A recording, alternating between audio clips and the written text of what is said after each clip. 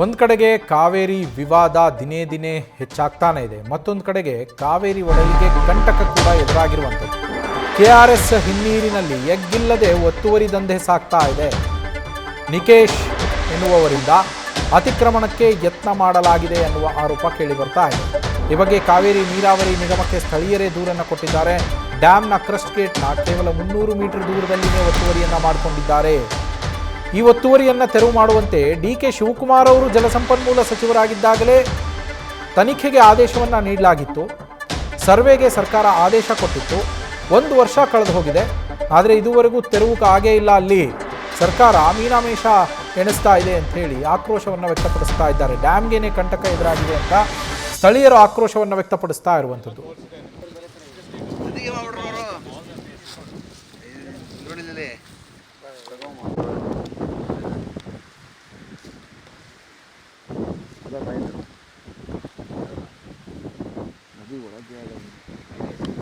ಕಾವೇರಿಯ ಒಡಲು KRS ಅಣೆಕಟ್ಟೆಯ ಹಿನ್ನೀರಿನ ಪ್ರದೇಶ ಒತ್ತುವರಿಯಾಗಿದೆ ಎಂಬ ಒಂದು ಆರೋಪಗಳು ಕೂಡ ಕೇಳಿಬಂದಿತ್ತು. ಆ ನಿಟ್ಟಿನಲ್ಲಿ ಸರ್ಕಾರ ಒಂದು ತನಿಖಾ ತಂಡವನ್ನು ನಡೆಸಿ ಜಂಟಿ ಸರ್ವೆಯನ್ನು ಕೂಡ ಮಾಡಿತ್ತು. ಅಲ್ಲಿ ಒತ್ತುವರಿಯಾಗಿರುವಂಥದ್ದು ಈಗಾಗಲೇ ಖಚಿತವಾಗಿರುವಂಥದ್ದು. ಆದರೂ ಕೂಡ ಒಂದು ಒತ್ತುವರಿಯನ್ನು ತೆರವು ಮಾಡೋದಕ್ಕೆ ಮೀನಾಮೇಷವನ್ನು ಸರ್ಕಾರ ಎಣಿಸ್ತಾ ಇದೆ. ಅಧಿಕಾರಿಗಳು ಕೂಡ ಕೈಕಟ್ಟಿ ಕುಳಿತಿರುವಂಥದ್ದು ಇದೀಗ ದೃಢ ಆಗ್ತಾ ಇರುವಂಥದ್ದು. ಸದ್ಯ ನಾನೀಗ KRS ಅಣೆಕಟ್ಟೆಯ ಹಿನ್ನೀರಿನ ಪ್ರದೇಶದಲ್ಲೇ ಇದ್ದೇನೆ. ದೃಶ್ಯಗಳಲ್ಲಿ ನೋಡ್ಬೋದು KRS ಅಣೆಕಟ್ಟೆ 124.80 ಅಡಿ ಗರಿಷ್ಠ ಮಟ್ಟವನ್ನು ಹೊಂದಿರುವಂಥದ್ದು. ಈ ಒಂದು ಡ್ಯಾಮ್ ಸಂಪೂರ್ಣವಾಗಿ ಭರ್ತಿಯಾದರೆ ಇಡೀ ಹಿನ್ನೀರಿನ ಪ್ರದೇಶವೆಲ್ಲವೂ ಕೂಡ ಮುಳುಗಡೆ ಆಗುವಂಥದ್ದು. ಇಲ್ಲಿ ದೃಶ್ಯಗಳಲ್ಲಿ ನೋಡ್ತಾ ಇದ್ದೀರಾ, ಈ ಕಲ್ಲನ್ನು ಹಾಕಿರುವಂತಹ ಪ್ರದೇಶ ಇದೆಲ್ಲವೂ ಕೂಡ ಒತ್ತುವರಿ ಆಗಿರುವಂತಹ ಪ್ರದೇಶ. ಇದೀಗ ಕೆಲವೊಂದಷ್ಟು ಹಿನ್ನೀರಿನಲ್ಲಿರುವಂತಹ ಜಮೀನುಗಾರರು ಹಿನ್ನೀರಿನ ಪ್ರದೇಶವನ್ನೇ ಒತ್ತುವರಿ ಮಾಡ್ಕೊಳ್ತಾ ಇರುವಂಥದ್ದು.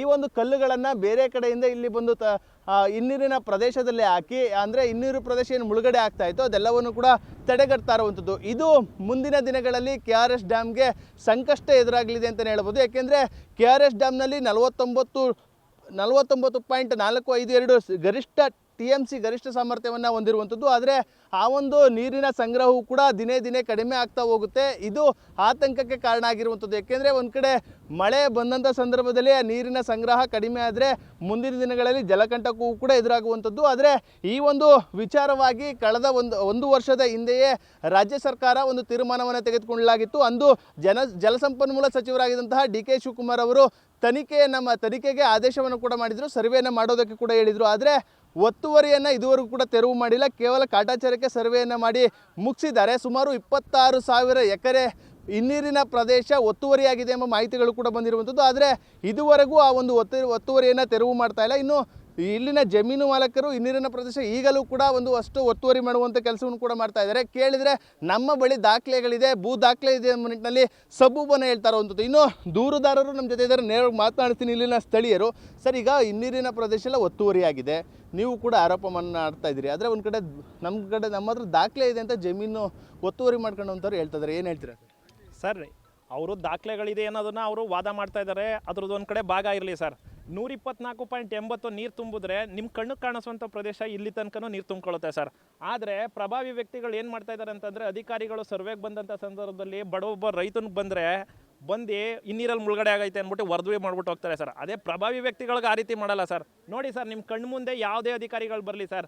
ಲಾಸ್ಟ್ ಟೈಮು DK ಶಿವಕುಮಾರ್ ಅವರು ಜಲಸಂಪನ್ಮೂಲ ಸಚಿವರಾಗಿದ್ದಾಗ ಇದನ್ನೆಲ್ಲ ಜಂಟಿ ಸರ್ವೆ ಮಾಡಿಸಿದ್ರು ಸರ್. ಆದರೆ ಅದು ಯಾವುದನ್ನು ಮುಂದಿನ ಕಾರ್ಯಗತಕ್ಕಾಗಲಿಲ್ಲ ಸರ್. ನಾನು ಈಗಲೂ ಅವ್ರನ್ನ, ನಮ್ಮ ಜಿಲ್ಲೆ ಆದಂಥ ಚಲುವರಾಯಸ್ವಾಮಿ ಅವರು ಜಲಸಂಪನ್ಮೂಲ ಸಚಿವರಾಗಿದ್ದಾರೆ ಸರ್. ಅವ್ರನ್ನ ಮನವಿ ಮಾಡ್ತಾ ಇರೋದೇನು ಅಂತಂದರೆ ಸರ್, ಅವ್ರ ಹತ್ರ ಈಗಲೂ ಆಗ್ರಹ ಮಾಡ್ತಾ ಇರೋದೇನು ಅಂತಂದರೆ, ದಯವಿಟ್ಟು ಚಲುವರಾಯಸ್ವಾಮಿ ಅವರೇ ಒಂದ್ಸಲಿ ವಿಸಿಟ್ ಮಾಡಿ ಅದ್ರದ್ದು ಲಾಸ್ಟ್ ಟೈಮು ಸಮಿತಿಯವರು ಏನು ವರದಿ ಮಾಡಿದ್ದಾರೆ, ಸರ್ವೆ ಏನು ಮಾಡಿದ್ದಾರೆ, ಅದರಂತೆ ಮುಳುಗಡೆ ಆಗಿರ್ತಕ್ಕಂಥ ಜಮೀನನ್ನು, ಹಿನ್ನೀರಿನ ಜಾಗನ ಉಳಿಸ್ಕೊಡ್ಬೇಕು ಅಂತ ಹೇಳ್ಬಿಟ್ಟು ನಾನು ಇವತ್ತೂ ಕೂಡ ಮಂಡ್ಯ ಜಿಲ್ಲಾ ಉಸ್ತುವಾರಿ ಸಚಿವರಾದಂಥ ಚಲುವರಾಯಸ್ವಾಮಿ ಅವ್ರ ಹತ್ರ ಕಳಕಳಿವೆ ಮನವಿ ಮಾಡ್ತಿದ್ದೀನಿ ಸರ್. ಈಗ ದಾಖಲಾತಿಗಳೇ ನಮ್ಮ ಹತ್ರ ಇದೆ, RTC ಇದೆ, ನಮ್ದು ಅಲ್ಲಿ ಗಂಟ ಜಮೀನಿದೆ, ಹಿನ್ನೀರಿನ ಪ್ರದೇಶವೂ ಕೂಡ ನಮ್ಮದೇ ಅಂತ ಹೇಳ್ತಾ ಇದ್ದಾರೆ. ದಾಖಲೆಗಳು ಹೇಳ್ತಾರೆ. ಯಾರು ಇದಕ್ಕೆ ಹೊಣೆ, ಈ ಒಂದು ಎಡವಟ್ಟಿಗೆ ಅಂತ? ಸರ್, ಈ ಎಡವಟ್ಟಿಗೆ ಕಾರಣಗಳು ಅಧಿಕಾರಿ ವರ್ಗದವರೇ ಕಾರಣಗಳು ಸರ್. ಹಿನ್ನೀರಲ್ಲಿ ದಾಖಲೆಗಳೈತೆ ಅಂದರೆ ಸರ್, ಬಡವೊಬ್ಬ ರೈತಂದು ಬಂದರೆ ಸರ್, ಹಿನ್ನೀರಲ್ಲಿ ಐತೆ ಅಂತ ಹೇಳಕ್ಕೆ ಒಂದು ಲೈನಲ್ಲಿ ಒಂದು ವರದಿ ಬರೆದ್ಬಿಟ್ಟು ಹೋಗ್ತಾರೆ ಸರ್, ಹಿನ್ನೀರಲ್ಲಿ ಮುಳುಗಡೆ ಆಗೋದು, ಅದರಿಂದ ನಾನು ಈ ಜಮೀನನ್ನ ಸರ್ವೆ ಮಾಡೋದಿಲ್ಲ ಅಂತ ಹೇಳ್ಬಿಟ್ಟು. ಆದರೆ ಪ್ರಭಾವಿ ವ್ಯಕ್ತಿಗಳಿಗೆ ಆ ರೀತಿ ಮಾಡಲ್ಲ ಸರ್ ಇವ್ರು ಯಾರು.